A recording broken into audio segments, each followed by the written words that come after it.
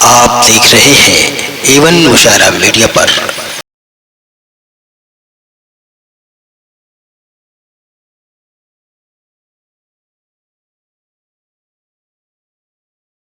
ہم شعر دیتے ہیں انشاءاللہ، آج کی بات کرو انشاءاللہ، اس کے بعد بلا کسی تمہید کے میں حضرت مولانا محبوب مظاہری صاحب دیکھیں شعر کہ نبی کا سایہ رحمت یہاں بھی ہے وہاں بھی ہے، بولیے سبحان اللہ۔ اب نہیں بولیے گا تب بولیے گا، ہم چلے جائیں گے تب بولیے گا، بولیے نا تھوڑا سا، ہے نا، تھوڑی محبت دے کر کے جائیے۔ میں جاؤں تو کم سے کم آپ دعائیں دے کر کے جائیں تاکہ میں سیتامڑھی ضلع میں جاؤں تو میں کہہ سکوں مدھے پورہ کے لوگ بہت محبتوں سے نوازا ہے۔ اہل اسٹیج سے خصوصی توجہ کی جانب معذرت کے ساتھ ایک سے دو منٹ لے رہا ہوں، بس اور کچھ ہی نہیں، کہ نبی کا سایہ رحمت یہاں بھی ہے وہاں بھی ہے، غلاموں کے لیے رحمت یہاں بھی ہے وہاں بھی ہے، بولیے سبحان اللہ۔ ہاں بولیے۔ چوتھے حصے میں قسم خدا کے ایک ہاتھ کو قسم ہے، اگر آپ نبی پاک صلی اللہ تعالیٰ علیہ وسلم کے محبت میں بیٹھے، آپ نبی پاک صلی اللہ علیہ وسلم کے سچے اور پکے عاشق و رسول ہیں، تو چوتھے حصے میں مجھے امید ہے اللہ کی ذات سے ایک ہاتھ فضا میں لے رہا ہے، میں چل کے بولیے گا سبحان اللہ کہ نبی کا سایہ رحمت یہاں بھی ہے وہاں بھی ہے، نبی کا سایہ رحمت یہاں بھی ہے وہاں بھی ہے، غلاموں کے لیے رحمت یہاں بھی ہے وہاں بھی ہے، مدینہ دیکھ کر دیوانہ سرکار کہتا ہے ہمارے واسطے جنت یہاں بھی ہے وہاں بھی ہے، مدینہ دیکھ کر دیوانہ سرکار کہتا ہے، دیوانہ سرکار کہتا ہے ہمارے واسطے جنت یہاں بھی ہے وہاں بھی ہے۔ بلا کسی تمہید و تاخیر کے گزارش کر رہا ہوں مولانا مرشد صاحب سے کہ وہ تشریف لائے اور 5 منٹ میں اپنی گفتگو مکمل کریں۔ بسم اللہ الرحمن الرحیم وبہ نستعین، اما بعد، قال اللہ تبارک و تعالی فی القرآن المجید والفرقان الحمید، اعوذ باللہ من الشیطان الرجیم، بسم اللہ الرحمن الرحیم، ما تعبدون من بعدی، صدق اللہ العظیم۔ وقال النبی صلی اللہ علیہ وسلم التائب من الذنب کمن لا ذنب له، اور کما قال علیہ السلام۔ محترم حضرات، سامعین کرام، بزرگ اور دوستو، معزز علماء کرام اور پردہ نشی خواتین اسلام، آج کا جلسہ یہ اصلاح معاشرہ کے نام سے منسوب ہے، یعنی معاشرے کے اندر جو برائیاں ہیں، جو گندگیاں ہیں، تمام کو پاک کیا جائے، تمام کا اصلاح کیا جائے، ایک صالح معاشرہ کی تعمیر کی جائے، ایک اچھے معاشرے کی تعمیر کی جائے جو وقت کی ضرورت ہے اور دونوں جہاں کی کامیابی ہے۔ ابھی میں نے ایک قرآن کریم کی ایک آیت کریمہ پڑھی جس کے بارے میں حضرت مولانا علی ندوی رحمۃ اللہ علیہ نے یوں ارشاد فرمایا، انہوں نے اپنی کتاب کے اندر لکھا ہے کہ 200 کروڑ 250 کروڑ 300 کروڑ بسنے والے انسانوں کے لیے ایک پوسٹر چپکا کرنے کے لیے کہا جائے، ایک پوسٹر چسپا کرنے کے لیے کہا جائے، ایک پوسٹر ٹانگنے کے لیے کہا جائے، اور اس کے اندر صرف اتنی جگہ باقی ہو کہ صرف یہ جملہ لکھا جائے تو میں اس جگہ یہ لکھ دوں گا کہ ما تعبدون من بعدی، ما تعبدون من بعدی، یہ تمام انسانوں کی ہدایت کے لیے، تمام انسانوں کے زندگی گزارنے کے لیے یہ آیت کریمہ کافی ہوگی۔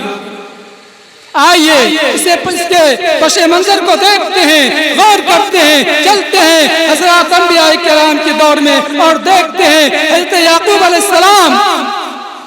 جو نبی ہیں، ان کے والد بھی نبی، ان کے دادا بھی نبی، جب ان کے وفات کا وقت قریب آیا انہوں نے اپنے بیٹوں کو بلایا، اپنے پوتوں کو بلایا، اپنے نواسوں کو بلایا۔ نبی کا گھرانہ ہے، باپ بھی نبی ہے، دادا بھی نبی ہے، پردادا بھی نبی ہے، بیٹا بھی نبی ہے،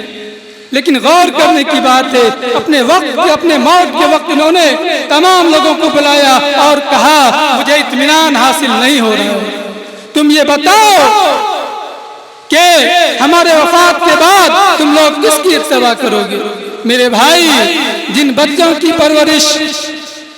انبیاء کرام کی گود میں ہوئی ہو، جن بچوں کی پرورش انبیاء کے گھرانے میں ہوئی ہو، اس کا باپ، اس کا دادا اپنی اولاد سے کہتا ہے کہ تم ہمیں اطمینان دلاؤ کہ تم ہمارے بعد کس کی اتباع کرو گے؟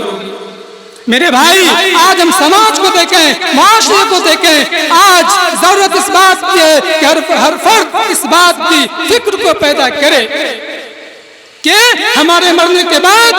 ہماری اولاد کس نحو پہ زندگی گزارے گا، دنیا حاصل کرے گا یا آخرت حاصل کرے گا۔ ایک نبی سوچ رہے ہیں، اور وہ نبی جس کے باپ بھی نبی، خود بھی نبی، دادا بھی نبی، بیٹا بھی نبی، اور وہ اپنے اولادوں کی تربیت کر رہا ہے اور پوچھ رہا ہے کہ تم ہمیں اطمینان دلاؤ کہ تم لوگ میرے مرنے کے بعد کس کی اتباع کرو گے۔ تو تمام لوگوں نے بیک زبان ایک ہی الفاظ کہا کہ ما تعبدون من بعدی قالوا نعبد الہک و الہ آبائک ابراہیم و اسماعیل و اسحاق الہ واحد و نحن لہ مسلمون۔ میرے بھائی، یہ آیت کریمہ انسان کی زندگی بدل سکتی ہے، یہ آیت کریمہ انسان کے اندر تبدیلیاں پیدا کر سکتی ہے، یہ آیت کریمہ نسلوں کی ہدایت کا فیصلہ کر سکتی ہے۔ میرے بھائی، یہ آیت کریمہ کو آسان نہ سمجھے۔ آج دنیا کے اندر جتنی بھی برائیاں ہیں، تمام برائیوں کا خاتمہ ہو سکتے ہیں، لیکن ہر والدین کو یہ فکر لینا ہوگا کہ ان کے اولادوں نے کہا، ان کے بیٹوں نے کہا، حضرت یوسف علیہ السلام خود نبی تھے، انہوں نے کہا کہ ہم لوگ اپنے باپ دادا ابراہیم، اسماعیل اور اسحاق علیہ السلام کے مطابق زندگی گزاریں گے، اور ایک الہ واحد کے کہنے کے مطابق زندگی گزاریں گے، اور اس حال میں ہم زندگی گزاریں گے کہ ہم مسلمان رہیں، ہم مومن کامل رہیں۔ میرے بھائی، ہر انسان کی ضرورت ہے اپنے اولاد کی فکر کریں۔ دنیا کی فکر ہر انسان کرتا ہے، آخرت کی فکر بہت کم افراد کرتا ہے۔ میرے بھائی، آخرت کی فکر اصل چیز ہے۔ میں آپ کو بتاتا چلوں، حضرت حسن بصری رحمۃ اللہ علیہ کا زمانہ ہے، اور اس شہر کے اندر ایک بہت ہی مالدار شخص تھا، لیکن اس کی وفات ہو گئی، اور اس کے بعد انہوں نے اپنے پیچھے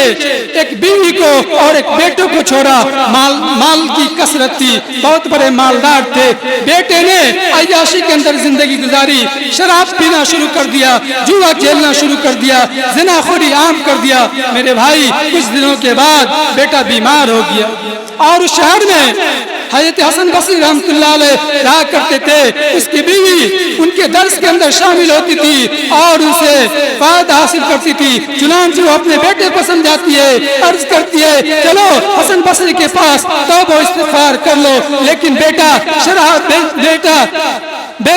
نشے کے اندر چور تھا، مال کا نشہ تھا، شراب کا نشہ تھا، جوانی کا نشہ تھا، تمام تر نشہ ان کے اندر چھایا ہوا تھا۔ بیٹے کو توبہ کی توفیق نہیں ملی، اور اس کے بعد ہوا یہ کہ مرض وفات کے اندر مبتلا ہو گیا۔ ایک دن ایسا ہوا کہ وہ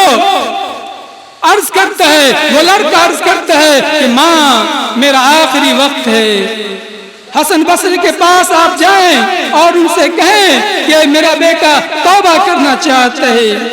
میرا بیٹا توبہ کرنا چاہتا ہے، آپ جائیں اور ان سے بتائیں کہ میں توبہ کرنے کا متمنی ہوں۔ چنانچہ اس کی والدہ بیٹے کی سرار پر حسن بصری رحمۃ اللہ علیہ کے پاس جاتی ہے۔ حسن بصری رحمۃ اللہ علیہ فرماتے ہیں یہ میرے درس کا وقت ہے، میں نہیں جا سکتا۔ چنانچہ ماں نا امید ہو کر آتی ہے، بیٹا عرض کرتا ہے ماں،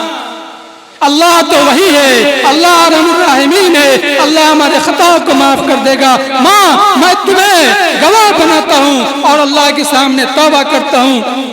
تو گواہ رہ، اے اللہ میں توبہ کرتا ہوں، پکے سچے دل سے توبہ کرتا ہوں۔ اور اس کے بعد اس کی روح پرواز کرنے کا وقت آتا ہے اور استغفار پڑھتا ہے، ماں سے کہتا ہے جب میں مر جاؤں تو میرے گلے کے اندر دوپٹے کو ڈال دینا اور پورے شہر کے اندر گھسیٹنا، اور تاکہ ہمارے دوست، ہمارے ساتھی کے لیے عبرت کا سامان بن سکے، اور مجھے مسلمانوں کے قبرستان میں نہیں دفنانا، اس لیے تاکہ اللہ تبارک و تعالی ہمیں بہت زیادہ عذاب دے گا، اور اس کی وجہ سے دوسرے مردے کو تکلیف ہوگی۔ چنانچہ آپ گھر کے آنگن کے دروازے کے کسی کونا میں ہمیں دفن کر دینا۔ چنانچہ اس کا وفات ہو جاتا ہے، اس کے بعد وہ اس کی ماں اس کے اوپر دوپٹہ ڈالتی ہے اور गांव के अंदर जाती है और अर्ज करती है कि मेरे बेटे का इंतकाल हो गया है, आप लोग तजीज़ तकफीन का सामान करें। उसकी माँ पर्दे के अंदर चली जाती है और अर्ज करती है कि जब जनाजा तैयार हो जाए मुझे बुला लेना। और फिर उसके बाद वो दौड़ती हुई जब उसे इत्तला मिलती है फिर हसन बसरी के पास जाते हैं और अर्ज करते हैं कि आप चलें और मेरे बेटे की नमाज जनाजा पढ़ा दें। हज़रत हसन बसरी रहमतुल्लाह अलैह अर्ज करते हैं कि जिस शख्स ने अपने जिंदगी के अंदर नमाज नहीं पढ़ी, भला मैं उसके जनाजे की नमाज कैसे पढ़ा सकता हूँ। माँ तो माँ होती है, ना उम्मीद होकर के आ जाती है और कहती है कि आप लोग जिसे चाहें मुतय्यन कर लें। उसके बाद हसन बसरी रहमतुल्लाह अलैह दौड़ते हुए आते हैं, दरवाजे पर दस्तक देते हैं और अर्ज करते हैं कि कितना अच्छा हुआ कि आप तशरीफ ले आए, आप जनाजे की नमाज पढ़ा दें। हज़रत हसन बसरी कहते हैं कि मैं जनाजे की नमाज पढ़ाने नहीं बल्कि मैं तुम्हें खुशखबरी देने आया हूँ कि मैं जब कैलूला करके आराम करने गया तो अल्लाह तबारक व तआला फरमाते हैं कि तुम मेरे एक हबीब की जनाजा पढ़ाने से इनकार करते है। अगर तुमने जनाजे की नमाज नहीं पढ़वाई तो तुम्हारे अंदर जो कुछ भी इल्म है, जो कुछ भी तकवा है, वो तमाम को छीन लूंगा। मेरे भाई, इसीलिए तौबा करने वाला इंसान अल्लाह की निगाह में पाक व साफ हो जाता है। इसीलिए वक्त है आज तौबा करें, दुआ करें कि अल्लाह तबारक व तआला हम सबों को इन सब कही बातों पर अमल करने की तौफीक अता फरमाए। आमीन।